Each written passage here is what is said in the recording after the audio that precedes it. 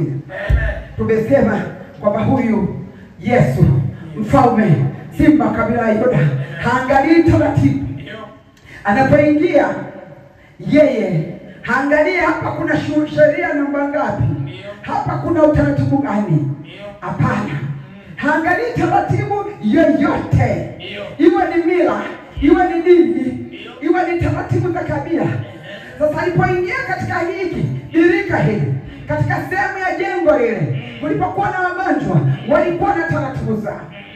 Kwanza ilikuwa siku ya Sabato, kwa hiyo siku hiyo hairuhusiwi kuponywa. Alafu lazima kwanza aje malaika, aje achemshe yale maji.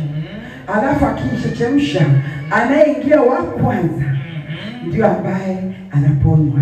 Lakini alipoingia simba kabila ya Yuda, hakuangalia taratibu, hakuangalia leo ni Sabato, hakuangalia nani abebwe, hakuangalia sababu ya nani, hakuangalia kwamba lazima malaika aje achemshe.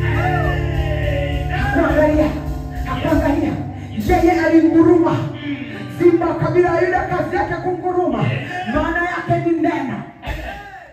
Ndio Bwana katika zile baraka yule Yakobo, sikusoma ule mstari, alisema mtunga sheria hata ondoka miguuni mwake. Sheria yake ni sheria, ni amri tosha. Akisha nena amenena. Bwana akishakwambia kitu basi ndio hivyo. Kwa hiyo akasema nini? Huyu anaanza kumsimulia hadithi ndefu. Sijui mimi nachelewa, sijui naumwa vitu gani, sijui nimeshuka nimepanda, taratibu zinashuka nyaje, wananionea miaka 38. Yeye hakujibu hivyo vitu. Alisema simama, jitwike godoro lako. Haleluya.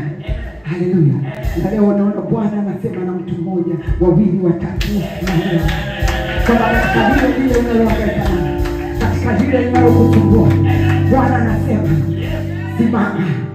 Simama hata kama unalala miaka mingi. Anasema simama, jitwike godoro lako uondoke. Yaani ule ugonjwa unakuwa wepesi, ile shida ni nyepesi tu. Yaani ondoka.